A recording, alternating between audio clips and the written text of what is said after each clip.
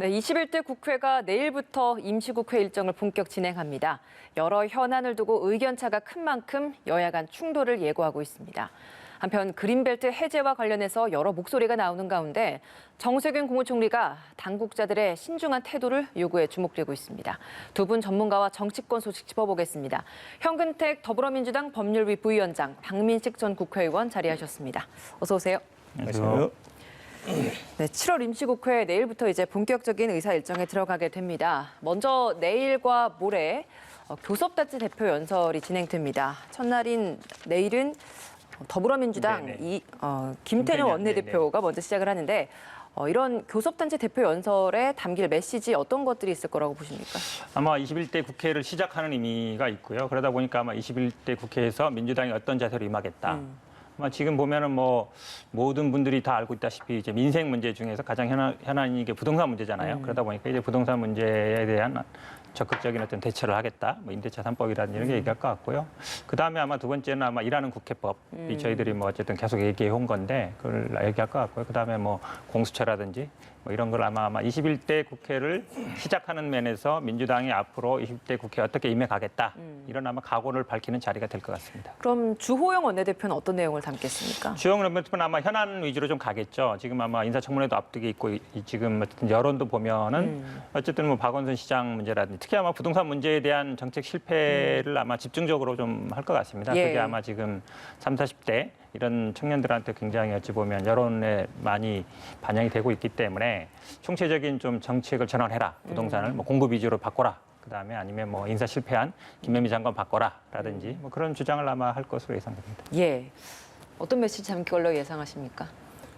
뭐 이제 문재인 정부가 어떻게 보면 이제 임기 말일로 치닫고 있지 않습니까? 뭐 사실상 내년이 이제 대선 국면이기 때문에 예. 올해 말까지밖에 현 대통령이 실질적으로 뭔가 일을 할 시간은 없다. 그런데 뭐 시체말 하산길이죠. 그렇다고 하면 대통령께서 좀 뭔가 새로운 뭔가를 하는 것보다는 했던 일을 잘 마무리하는 것이 중요한데 지금 말씀하신 것처럼 정치, 경제, 사회, 뭐 박원순 시장 사건이라든지 코로나 문제라든지 또 부동산 경제 문제라든지 남북 관계는 별로 뭐 경색돼 있지 않습니까? 이런 모든 문제에서 총체적 난국 상태다. 이것이 지금 일반 국민들의 여론입니다. 이제 이런 부분에 대해서 주호영 원내대표께서 문재인 대통령께 좀 아주 혁신적인 뭔가 거를 요구하기보다는 과거의 잘못에 대한 사과를 아주 저는 요구하리라고 생각합니다. 대통령의 사과를 요구하는 그렇죠. 지금 뭐 메시지가 담길 부동산 것이다. 정책이다 또 여러 가지 문제에서 뭐 예를 들어서 가장 현안 중에 하나가 박원순 시장의 그런 이제 극단적 선택 여기에 대해서 CNN 세계에서 제일 유명한 그 방송 매체에서도 페미니스트 대통령이었지 않습니까? 우리 문재인 대통령께서. 근데 아직 대통령께서 그런 엄청난 일이 발생했는데도 특별히 메시지가 안 나오고 있어요. 이런 부분에 대해서 국민들께서 어떻게 생각하실지 그런 부분에 대해서 주호영 원내대표께서 좀 강력한 그런 사과 요구를 하리라고 생각을 합니다. 민주당도 좀 예상을 해주시죠. 이제 민주당은 아무래도 뭐 국회라는 것이 원내대표 그 교섭단체 대표 연설 또 대정부 질문이라는 것이 실제로는 그래서는 안 되지만 현재까지 되어온 걸 보면은 수세적이고 방어적인 측면이기 때문에 저는 이번 국회에서만큼이라도 민주당이 177석 슈퍼 여당이 된 마당이기 때문에 입법부의 한 축으로서 현 정부의 여러 가지 혼란상에 대해서 좀 따끔하게 좀 질타를 해줬으면 하는 바람이 있습니다. 알겠습니다. 이렇게 교섭단체 대표 연설이 진행이 되고 나면 김창룡 경찰청장 후보자 인사청문회도 예정이 되어 있고 그리고 22일부터 사흘 동안에는 대정부 질문도 진행이 됩니다. 이 대정부 질문에서는 과연 어떤 내용이 다루어질 거라고 보시나요? 뭐 22일 날은 아마 정치 외교, 그다음에 23일 날은 아마 경제 분야 하고요. 24일 날은 아마 사회 문화 부분 할 것 같은데요. 뭐 대정부 질문이 통상 보면 아시겠지만 아마 거의 야당이 사실은 굉장히 어찌 보면 정책을 따지고 묻는 자리가 될 텐데요. 저는 뭐 그거는 아마 과거 패턴과 크게 다르지 않을 것 같은데 그 전에 사실 20대 국회 때는 이낙연 총리가 어찌 보면 굉장히 이제 방어를 잘한 면이 있어요. 어찌 보면 사이다 발언도 많이 나왔고 이랬는데 정세균 총리도 보면 굉장히 정치 노련하신 분이거든요. 근데 이분도 아마 좀 큰 꿈을 갖고 있어요. 그럼 아마 대정부 질문에서 야당의 공격을 어떻게 내가 효과적으로 방어하고 좀 효율적으로 할 것인가 이런 부분도 좀 하나 눈여겨볼 대목이라고 보고 있습니다. 그러니까 통합당들은 뭐 속히 저격수다 이렇게 표현을 하는 그런 의원들까지도 좀 전진 배치를 하고 있는 것 같은데 민주당 입장에서는 지금 뭐 대책들에 대해서 좀 더 정부와 여당이 지금 함께 추진하고 있는 대책들에 대해서 국민들에게 좀 더 호소하는 그런 목표를 좀 두고 있는 것 같더라고요. 아니 이제 예를 들어서 제일 대표적인 것이 부동산 정책 아니겠습니까? 예. 지금 이제 예컨대 당정이 국민들한테 호소하는 정책을 이제 하신다고 했는데 내일 그러면은 모레 이제 대정부 질문부터 결국 정세균 총리가 나와서 정부 입장에서 답변을 해야 되는데 오늘 보도를 보면은 정세균 총리조차도 이제 부동산 정책, 특히 이제 그린벨트 해제 정책 이런 데 대해서 여태까지의 그 집권 여당에서 나온 목소리와는 정반대의 목소리를 내고 있어요. 메시지가 상당히 엇박자, 혼란스럽기 때문에 국민들께서 어떻게 평가하실지 저는 상당히 의문이고 차제에 정세균 총리도 뭐 본인 스스로가 큰 꿈을 아까 있다고 하셨는데 그걸 떠나서 정부의 잘못된 부분, 특히 부동산 정책에 대해서 잘못된 부분에 대해서는 좀 소신을 가지고 목소리를 내주셨으면 하는 것이 바람입니다. 그 인사청문회 가장 먼저 있는 게 김청현 경찰청장 후보자에 대한 인사청문회입니다. 통합당은 고 박원순 서울시장과 관련된 의혹을 여기에서 주요 쟁점으로 집중 질의를 한다라고 하는데 민주당은 좀 어떤 부분 주력할 계획인가요? 어쨌든 저희 당 입장에서는 현재 이제 21대 국회에서 가장 중요한 것이 이제 검경 수사권 조정 같은 게 어느 정도 정리가 돼 있긴 돼 있습니다만 사실은 이제 공수처로 거의 20대 끝났고 그때 당시에 이제 자치경찰제라든지 아니면 뭐 정보 형사를 어떻게 할자든지 이런 부분이 제대로 안 됐어요. 그러다 보니까 경찰 내 개혁을 말씀하시는 그렇죠. 거죠? 21대 내 그러면에서는 경찰을 왜냐하면 지금 어쨌든 공수처 만들고 이러면서 또 검경 수사권 분리가 되면서 경찰로 너무 힘이 많이 쏠리는 거 아니냐 예. 이런 얘기가 있거든요. 그러면 경찰의 권한을 어떻게 좀 분산시킬 거냐. 거기에 나온 게 자치경찰이고요. 그다음에는 이제 뭐 정보 사실은 국정원이 국내 정보 기능을 조금 축소하다 보니까 경찰청 정보 라인이 너무 커지는 거 아니냐 이런 얘기도 있거든요. 그런 부분들에 아마 저희 당에서는 좀 정책 위주로 이렇게 할 것 같습니다. 예. 통합당은 제가 앞서 언급한 것처럼 박원순 서울시장 관련된 의혹을 좀 주요 쟁점으로 넣을 것 같은데 근데 다만 이렇게 박 전 시장의 의혹과 관련된 부분만을 계속 주목을 하다 보면 청문회가 인사검증보다는 좀 과도한 정치 공세에 장이 되는 게 아니냐 이런 우려 섞인 시각도 있거든요. 아니 이제 김창룡 그 후보자가 예. 부산 출신이기 때문에 저도 뭐 직간접적으로 좀 이야기를 들었는데 그분 개인에 대해서는 그 자질이나 인품이나 상당히 훌륭한 분이다. 특별히 큰 흠이 없는 분이다라고 이제 그래요. 생각을 하는데 이제 문제는 말씀하신 것처럼 어떻든 본인과는 관련 없지만 본인이 경찰청장 후보자이기 때문에 가장 현안이 되는 것이 이번 고 박원순 시장 사건에 있어서 지금 와서 경찰에서 청와대에 이제 보고를 하게 돼 있습니다. 그것은 다 인정을 했죠. 그런데 어떤 연유로 그 고소 사실, 피해 사실이 지금 와서 박원순 시장한테 당사자한테 전달이 되었다고요.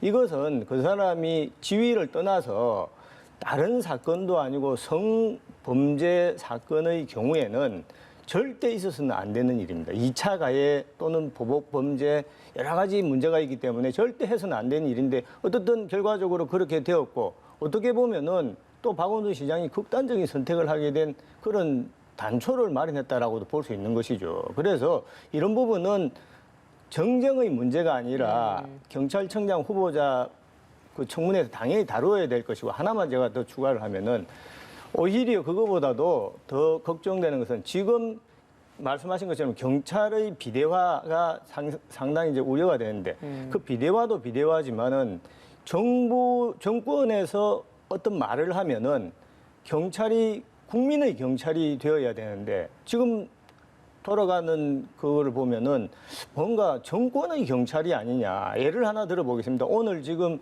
그 문재인 대통령이 국회 연설을 하고 나올 때 어떤 시민이 신발 던졌지 않습니까? 사실은 그것은 물론 옳은 행동은 아니죠. 그렇지만 그 사람을 감옥에 넣을 만한 사건이냐? 우리 대한민국 민주주의 국가예요. 그것이 도대체 어떤 현행법을 위반했는지 저는 법률가 입장에서 상당히 의아스럽거든요. 근데 그런 것을 경찰이 과잉 충성한다고 개인적으로 제가 볼 때는 문재인 대통령이 인권 변호사이기 때문에 그런 거를 구속하라 이렇게 안 할 것 같아요. 그런데 경찰에서 과잉 충성하는 거 아니냐는 그런 우려가 있는 것이죠. 그래서 그 부분에 대해서도 청문회에서 다룰 거라는 말씀을 하시는 건가요? 그래서 그런 경찰의 그런 중립성 예. 이런 부분에 대해서 청문회에서 아마 세게 다투지 않을까. 길게 얘기했으니까 저도 짧게 얘기할게요. 아마 신발 던진 부분은 뭐 일단 국가 원수에 대한 부분이기 때문에 굉장히 중요하죠. 물론 나중에 뭐 어떻게 될지 모르겠지만, 그러니까 사실은 저는 뭐 경호 문제도 좀 있다고 봐요. 왜냐하면 그런 일이 일어나면 안 되는 일이잖아요. 그다음에 지금 뭐 누출이 중요하긴 문제인데요. 사실 이제 오거돈 시장 때는 이분이 이제 부산청장을 했기 때문에 어느 정도 관계가 있어요. 근데 이분은 사실은 서울청장은 아니었거든요. 그러면 지금 누출과 관련된 거는 경찰이 수사 당사자이고 아마 검찰에서 수사할 가능성이 많을 거예요. 이 고발돼 있고요. 그러면 아마 청문회에서 물어봐도 원칙대로 수사하겠습니다. 이 정도밖에 얘기할 수 없어요. 왜냐하면 경찰이 어차피 수사를 받아야 될 상황인지도 모르기 때문에 예. 그래서 그걸 묻는 건 저는 아마 큰 답변을 구하기는 어려울 것이다라고 봅니다. 알겠습니다. 또 다른 인사청문회 중에 하나가 이인영 후보자 통일부 장관 후보자로서의 청문회가 예정이 되어 있습니다. 이인영 후보자 같은 경우에는 아들 호화 유학, 부모 찬스 이런 부분, 그러니까 자식과 관련된 부분이 지금 가장 큰 쟁점이 되는 것 같아요. 어떻게 좀 무난히 통과될 수 있을 거라고 보십니까? 저는 뭐 일단 그 군 문제는 아마 두세 번 신검을 받았긴 하지만 그래도 어쨌든 본인도 면제를 받았고 국회의원 아들이니까 뭐 혜택을 본 게 아니냐. 특히 우리나라에서 군 문제 민감하잖아요. 그러다 보니까 그거는 좀 아마 청문회에서 이슈가 될 거라고 보는데요. 이 아들이 유학 부분은 제가 네. 뭐 아주 뭐 엄마 아빠 찬스 말씀하시지만 보통 이제 뭐 미국 사립 뭐 때라든지 이런 데 간 게 아니라 여기서 한 2, 3년 몇 년 다니다가 이제 스위스에 1년 간 학교 과정 밟은 건데 아마 일반인들은 잘 모르는 과정일 수 있는 것 같아요. 그래서 그리고 사실은 글로벌 시대를 많이 따지는데 대부분 뭐 미국이라든지 아니면 뭐 영국이라든지 학비가 비싼 데 있는데 유럽은 대부분 학비가 그렇게 비싸지는 않습니다. 주거비는 좀 비싸더라도. 그래서 아들 유학비에 출처 뭐 국회의원 했고 이러니까 뭐 그 정도 능력이 되겠죠. 그래서 그거는 좀 과다하다 보고. 근데 그 군 문제는 좀 민감한 부분이기 때문에 한번 봐야 될 것 같은데 예. 아마 지금 미래통합당도 보면 아마 박지원 국정원장 내정자에 대해서 좀 더 집중하겠다라는 입장인 것 같아요. 보니까. 예. 그래서 아마 이인영 지금 후보자는 큰 문제는 없을 걸로 봅니다. 어떻습니까? 이제 뭐 저는 약간 생각이 다른데요. 이제 병력 문제. 이제 그리고 아들의 유학 문제 이것이 좀 쉽게 넘어가지 어려울 거다라고 생각하는 것이 일반 국민들 어떻게 생각을 하냐면은 우선은 본인도 병력 문제예요. 뭐 아들도 수차례 걸쳐서 뭘 했는데 어떻든 병력 문제예요. 본인 국회의원이에요. 두 번째 또 유학 문제 말씀하셨는데 유학이 물론 독일 같은데 학비는 미국보다는 싸지만 아시다시피 스위스란 나라는 세계에서 물가가 가장 비싼 나라입니다. 쉽게 말해서 우리 라면 하나가 우리 돈으로 한 3만 원 정도 해요. 그러면은 그 유학비를 도대체 어떤 그 돈으로 조달을 하냐. 우리 일반인들 정세에는 유학을 보내면 보통 1년에 한 5천만 원에서 1억 든다고 생각을 하는 거예요. 그런데 뭐 그 전에 나온 다른 분들 영향도 있을 거예요. 예를 들어서 윤미향 의원이다, 뭐 김두관 의원이다, 또 한명숙 총리다, 또 임종석 비서실장이다 이런 분들이 다 옛날에 민주화 운동도 하시고 특별한 그런 재산이 많은 분들이 아닌데 어떻게 자식들은 다 그렇게 유학을 보냈냐 하니까 일반인들은 고개를 갸우뚱할 수밖에 없는 거죠. 이런 부분은 저는 아마 인사청문회에서 아마 좀 거센 그런 검증 작업이 이루어질 거로 예상을 하고 있습니다. 한마디 하면요. 그러면 이제 민주화하던 분들 자식은 유학 가면 안 되느냐? 안 이제 되느냐가 부모 아니죠. 말씀 드려보세요. 예, 그럼 예. 민주화하던 사람은 돈도 없어야 되고 애들 유학도 보내면 안 되느냐? 어쨌든 그런 생각이 좀 있는 것 같아요. 근데 사실 그 어찌 보면 이제 뭐 반미 운동하는 사람이 왜 애는 미국 보내느냐 이런 게 비슷한 거거든요. 근데 그거는 이제 부모의 문제고 사실은 자식의 문제는 또 부모가 어떻게 할 수 없는 거예요. 본인이 하겠다면 보내는 거거든요. 그러니까 저는 이 애들 유학 문제를 너무 과도하게 정치적으로 하는 건 좀 아니라고 봅니다. 알겠습니다. 23일로 예정되어 있으니까요. 통합당을 포함한 야당에서 좀 어떤 공세를 할지 좀 더 지켜보도록 하겠습니다. 박지원 후보자, 국정원장 후보자 인사청문회 일정도 27일로 잡혔습니다. 네. 근데 뭐 사실 큰 틀에서는 병역 문제 혹은 학력 문제가 주된 쟁점이 될 거라고 생각했는데 새롭게 또 떠오른 문제가 5천만 원을 빌렸는데 이걸 5년째 갚지 않고 이자도 내고 있지 않다. 지인을 통해서 이거 빌렸는데 이 부분이 문제가 되고 있는 것 같습니다. 어떻게 씁니까? 되게 두 가지죠. 하나는 이제 뭐 사실상 뭐 불법 정치자금 아니냐. 그다음에 두 번째는 왜 그동안 안 갚았느냐 부분인데요. 이분이 아마 이 재산 등록할 때 다 신고를 하신 것 같아요. 뭐 이렇게 뒤로 받았으면 그 신고할 리가 없겠죠. 더 중요한 문제는 아마 50년 직이라 그러는데 왜 안 갚았느냐. 돈도 많은데. 그 부분은 사실 어찌 보면 조금 뭐 개인 간의 문제인 것 같아요. 제가 보기엔 아마 이걸 불법적으로 뭐 아마 이제 미래통합당에서는 뭐 그동안 이자도 그럼 정치자금이다 이렇게 나올 것 같은데요. 사인 간의 거래고 또 신고를 했잖아요. 떳떳하지 않으면 신고 안 할 리가 했을 리가 없거든요. 그래서 신고를 한 거라서 물론 이제 이런 얘기는 있어요. 뭐 친구 사이에 돈 빌려주면 돈도 잃고 친구도 잃는다 이런 말도 있는데 이분들이 또 보니까 뭐 갚겠다고 하는 거라서 아마 제가 보기에 친구 입장에서는 좋아할 것 같습니다. 논란이 돼서. 종합소득세 같은 경우에도 이 지명 전에 급하게 내고 후에 또 마무리를 내고 막 이런 부분도 있었어서 그 부분은 또 어떤가요? 네, 항상 이제 불거지는 문제죠. 예. 항상 불거지는 문제인데요. 뭐 세금 문제도 있지만 아마 지금 미래통합당 측에서는 뭐 이런 얘기도 하셨더라고요. 뭐 적과 내통한다라고까지 표현을 쓰셔서 뭐 이념 문제를 좀 들고 나올 것 같은데 뭐 아시겠지만 오랫동안 뭐 남북 협상을 해왔고 그렇다 해서 아주 마지막 결정적인 순간에는 아마 뭐 보안이라든지 정보라든지 그걸 지킬 걸로 봐요. 국이 우선으로 갈 걸로 봐서 아마 저는 뭐 그런 문제, 그러니까 돈 문제라든지 아니면 학위, 그러니까 사병으로 근무하면서 군대 간다 상식이지 않잖아요. 그런 문제는 저는 충분히 뭐 얘기할 수 있는데 적과 내통하는 어떤 이념이 좀 이상스럽다. 이렇게 아마 가는 거는 청문회를 아마 좀 야당이 좀 핀트를 잘못 잡고 있다라고 봅니다. 알겠습니다. 어떻습니까? 박지원 국정원장 후보자 인사청문회. 뭐 저도 결국 그 학교 군대에 있으면서 이제 그 대학을 졸업했지 않습니까? 그러니까 물론 뭐 30년, 40년 전의 일이긴 하지만 예.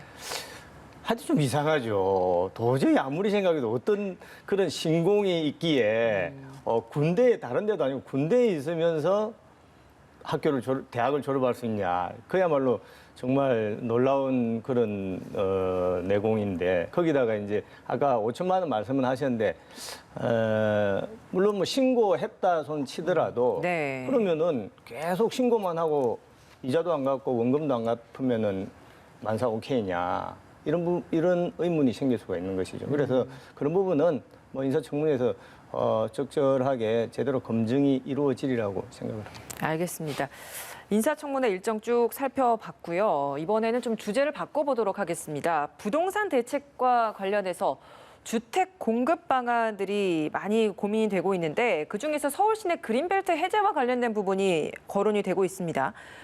그린벨트 해제와 관련해서 정부와 여당이 입장을 정리했다 뭐 이런 발언까지 나왔던 상황에서 오늘 아침에 정세균 국무총리가 합의된 내용 없다. 검토 단계일 뿐이다.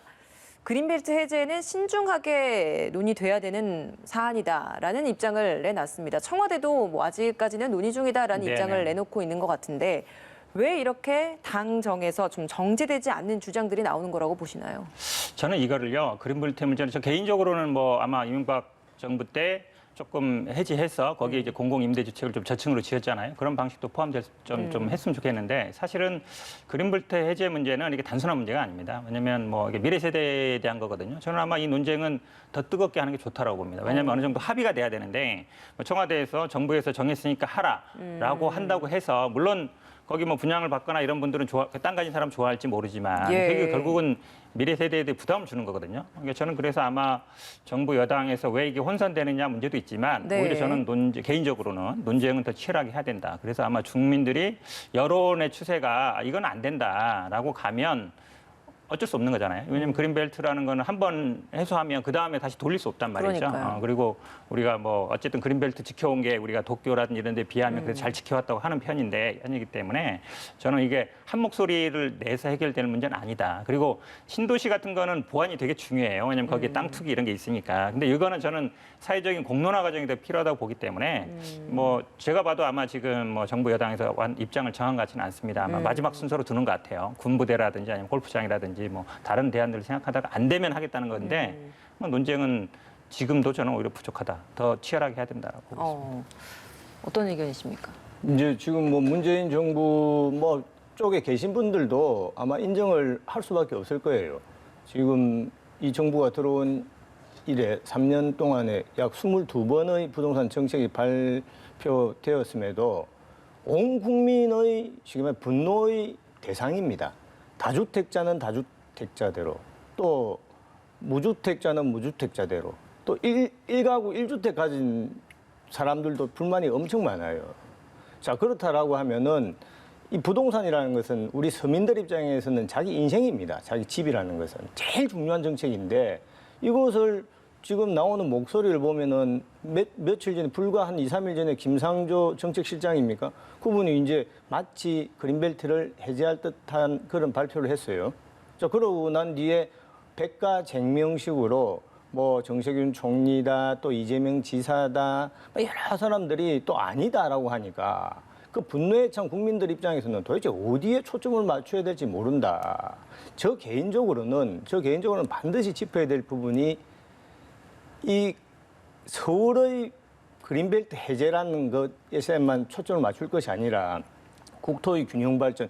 예를 들어 서울의 그린벨트를 해제하게 되면은 지방에 있는 사람들은 다 서울로 또 오게 됩니다. 그럼 지방은 더욱더 공동화, 껍데기만 남게 되는 것이죠. 이런 식으로 좀 장기적인 또 전 국민을 대상으로 하는 정책을 입안을 해서 신중하게 발표를 해야 되는데 여태까지 지금 문재인 정부의 정책을 보면은 아주 규제를 많이 했다가 또 세금 폭탄을 했다가 이렇게 수요 측에서 답이 없으니까 제일 손쉬운 방법이 공급을 늘리자. 그럼 공급을 늘리는 가장 쉬운 방법이 서울의 그린벨트가 한 25% 정도 됩니다. 그럼 서울의 그린벨트 풀자라고 하니까 참 답답한 것이죠.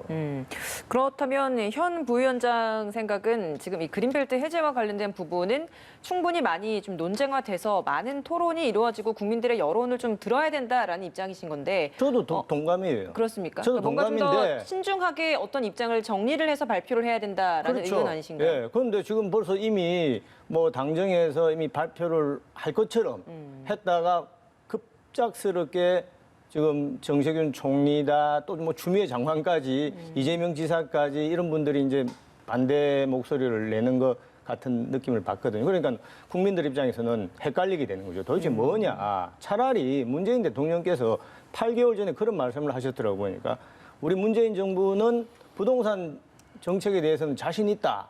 이렇게 아주 이제 호언장담을 하셨는데도 지금 결과가 정반대로 가고 있지 않습니까?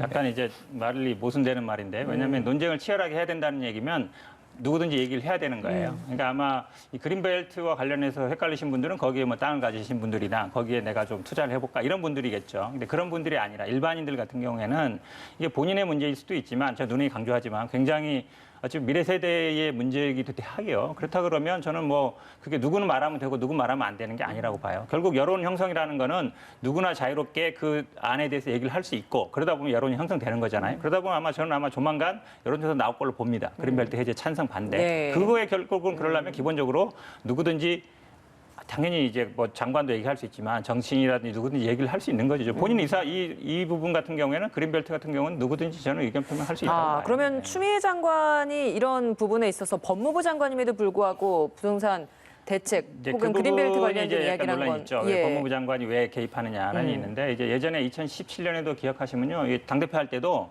그 조지 앨리 그 토지 공용 개념을 들고 나오셨어요. 그래가지고 어찌 보면 이 토지로 인한 이 불로소득을 막아야 된다 이런 얘기를 하셨었거든요. 평소에 관심사예요. 그리고 지금 어찌 보면 제일 뜨거운 이슈죠. 그래서 저는 뭐 법무부 장관이기 때문에 이 부동산에 대해서 특히 이 그린벨트에 대해서 얘기하면 안 된다. 그건 저는 아니라고 봐요. 낼 수 있다라는 의견이신 것 같은데 어떻습니까? 제가 좀 다른 생각을 가지고 있는데요. 예. 누구든지 말할 수 있다. 좋습니다. 그렇지만 정세균 총리나 추미애 장관이다. 또 이재명 지사다. 또 김상조 정책실장 이런 분들은 우리 대한민국 국민 누가 보더라도 누구든지 해당하는 분들이 아닙니다. 집권 여당의 책임 있는 정치 지도자들이에요. 그러면은 집권 여당이 결국 부동산 정책에 책임을 지고 있다라고 하면은 그 안에서 치열한 토론은 괜찮습니다. 그렇지만 이것을 그냥 지금 추미애 장관 말씀을 하셨는데 국무회의 석상에서 이야기하는 거는 100번 지당한 말이에요. 법무장관도 국무위원이기 때문에. 그렇지만은 자기 그냥 페이스북에 자기 사견을 그냥 국토부 장관도 아닌데 턱턱 내놓는 것이 우리 국민들이 볼 때는 얼마나 혼란스럽게 생각을 할 것인가. 그래서 책임 있는 정치 또는 정책 지도자라고 한다면은 생각은 깊게 하더라도 공표하는 것은 신중하게 할 필요가 있다. 그렇게 해야 이것이 시장에 혼란을 야기시키지 않게 되는 것이죠. 그 최종적인 아마 발표야 뭐 장관이 하겠죠. 국토부 장관이 현안 그 관련 부처 장관이 할 텐데, 그러니까 일종의 일대 정부 여당에 있거나 이제 고위층에 있는 분들은 얘기하지 말고 그냥 일반인들만 하라 이런 얘기잖아요. 그러면 사실은 국민들이 판단할 때는 본인이 뭐 정치적인 생각이 있거나 아니면 국민들에 대해서 어떤 생각을 할 때 이게 제일 중요한 문제거든요, 되게 뜨거운 문제인데 이런 얘기에 대해서 얘기하지 말아라. 저는 그건 아니라 봐요. 물론 이제 대통령이라든지 아니면 뭐 국토부 장관이 발표하는 건 당연히 안 되겠죠. 그건 최종적인 결정이지만 그 진행 과정에서는 저는 이거를 굳이 어떤 사람 얘기해도 되고 어떤 사람 얘기하지 말고 그럴 필요는 없다고 봅니다. 아니 그럼 제가 하나 예를 들면 내일부터 아까 말씀하신 것처럼 이제 대정부 모레부터 합니까? 대정부 질문하는데 정세균 총리는 그린벨트 해제하지 말라라고 하는데 국토부 장관은 또 나와서 그럼 안 해제할 되죠, 당연히. 거다라고 하면 어떻게 네, 그럼 생각을 안 되죠. 하겠습니까? 그건 그럼 안 돼. 시장이 얼마나 혼란을 당연하죠. 느끼게 되고 아마 국민들도 그래서 초점을 언론에도 맞추게 보면 되죠. 이제 뭐 개인적인 그런 생각이다 점을- 이렇게 말씀하셨고 아마 예. 정부 그 국회에 와가지고 대정부 질문 답변할 때는 논의 중이다 아직 결정된 거 없다 이렇게 얘기하죠 당연히. 예. 아니, 근데 그러지 밖에서는 않겠습니까? 그렇게 말하고 그래서 이제 아마 얘기할 때 예. 개인적인 의견입니다 이렇게 전제로 하신 것 같아요. 그러니까 신중히 검토를 해야 하는 부분이다라는 입장 표명을 정세균 국무총리가 한 부분이 있는 거고요. 그리고 이제 그 추미애 법무장관이 이런 입장 표명을 하는 부분에 있어서 의견 표현을 하는 것에 대해서는 물론 자율성이 있지만 지금 박 의원께서 말씀하시는 부분은 그런 주장은 국무회의에서 충분히 할 수 있는 것이 아니냐. 왜 개인적인 SNS에 이런 것을 올리는 것이냐. 그렇게 되면 지금 해당 소관 기관인 국토부를 어찌 보면 일정 부분 좀 존중하지 않는 것이 아니냐. 이런 이야기도 있는 거거든요. 그러니까 뭐 그 말도 일리는 있어요. 예. 왜냐하면 법무부 장관이 이제 왜 부동산 문제에 개입하느냐. 그러니까 두 가지 얘기하신 거죠. 그린벨트 해제 반대. 그다음에 어찌 보면 잘 안 쓰는 말인데요. 금융과 부동산을 분리시키자. 예. 그것도 사실은 근데 고민해볼 부분이에요. 왜냐하면 우리나라가 이제 금산분리 얘기 많이 했습니다. 근데 금융과 부동산을 분리하자 이 얘기를 많이 안 해왔는데 어찌 보면 엊그제 이제 아마 그 논쟁 때문에 이 얘기를 하신 것 같아요. 개인적으로 생각하면 뭐냐면 우리나라가 사실은 부동산에 대부분 금융자산에 묶여 있어요. 예. 이게 만약에 부동산이 떨어질 경우에는 가게도 부실되고 또 은행이 부실로 이어지게 됩니다. 그러다 보니까 이게 아파트 값이 잘 안 떨어지는 경향이 있어요. 예. 우리가 뭐 금융위기 때나 IMF 때도 그렇거든요. 그래서 그런 부분을 지적하신 것 같고 평소에 관심사를 표명한 걸로 생각하면 될 것 같습니다. 알겠습니다. 지금 그 부동산 문제와 관련해서 개인적인 입장을 표명하고 있는 또 다른 사람 중에 하나가 바로 이재명 경기지사입니다. 대법원 판결 이후에 꽤나 적극적으로 현안들에 대해서 입장을 내놓고 있는데 특히 이 부동산 문제와 관련해서는 강남 그린벨트 훼손보다는 도심 재개발 용적률을 올려야 한다라는 입장을 내놓고 있는 것 같습니다. 이 지사 이런 입장에 대해서는 어떻게 이분도 보십니까? 마찬가지죠. 만약에 경기도 거를 해제하자 이랬으면은 아니 경기도지사니까 얘기할 수 있는데 왜 서울 걸 얘기하는 거잖아요. 한마디로 얘기하면 지금 그린벨트 해제는 사실은 물론 경기도도 있지만 대부분 서울이 핵심입니다. 그러니까 누구나 얘기할 수 있는 거고 평소에 아마 지론이에요. 이분이 아파트 한 채에 나머지 다 주식 갖고 있었거든요. 그건 아마 처분했을지 모르겠는데 그래서 아마 어쨌든 그린벨트 해제에 대해서는 뭐 반대한다라는 게 아마 저는 평소에 이 생각이신 것 같고요. 근데 이게 사실은 어찌 보면 뭐 경기도도 이해관계가 있습니다. 왜냐하면 대부분 그린벨트 해제를 안 하면 신도시를 지으면 경기도권에 지어요. 대부분 경기도 주변에 짓게 돼 있죠. 왜냐하면 결국은 강남, 서울과 얼마나 가까운데 주택을 공급하느냐 문제이기 때문에 근데 이게 어쨌든 보면 그린벨트 해제를 하지 말고 이제 신도시 짓자는 얘기가 아니고 도심에 이제 재건축 재개발을 풀어주자는 얘기인데 예. 이것도 또 만만한 문제가 아니에요. 만약에 재건축 물론 아시겠지만 재개발은 이해관계가 굉장히 복잡합니다. 그리고 재건축 같은 경우는 신규 공급되는 게 또 어려워요.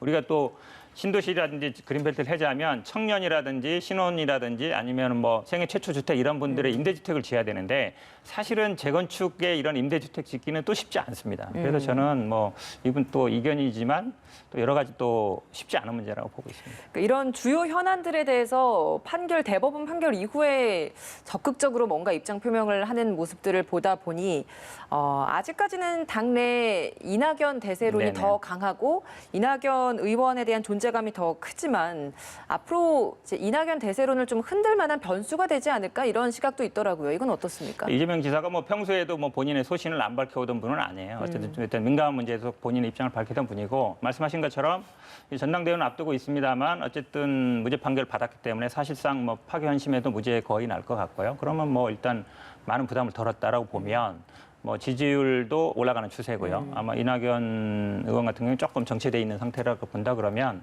그 전에 아마 이강구도 형성 가는 게 아닌가. 아마 전당대회도 저는 어찌 보면 조금 재미없는 전당대회가 될 뻔했는데 이게 오프라인에서 안 하거든요. 그러니까 어쨌든 온라인으로만 하고 하다 보니까 과거처럼 막 체육관 빌려서 이렇게 하지 않는 전당대회가 돼서 관심이 되게 없었어요. 그나마 근데 조금 이번 아마 이재명 지사 무죄 판결을 해서 전당대회도 조금 흥행이 더 잘 될 것 같은 그런 좋은 신호로 받아들이고 있습니다. 예, 어떻습니까? 이 지사의 최근의 이런 정치적인 행보에 대해서 한 말씀 좀 들어보고 마무리하도록 하겠습니다.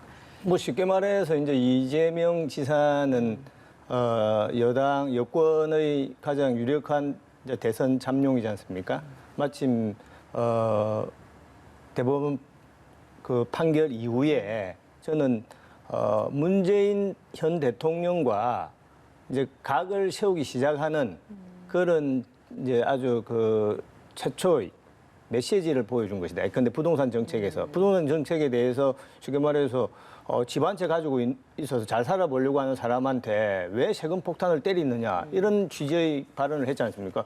결국에 문재인 대통령의 부동산 정책에 어떻게 보면은 직격탄을 날렸다고 할 수 있거든요. 이제 이런 발언이 메시지들이 저는 앞으로 많이 나오지 않을까 그렇게 생각합니다. 예, 알겠습니다. 오늘 말씀 여기서 마무리 짓겠습니다. 현근택 더불어민주당 법률위 부위원장, 박민식 전 국회의원과 함께했습니다. 고맙습니다.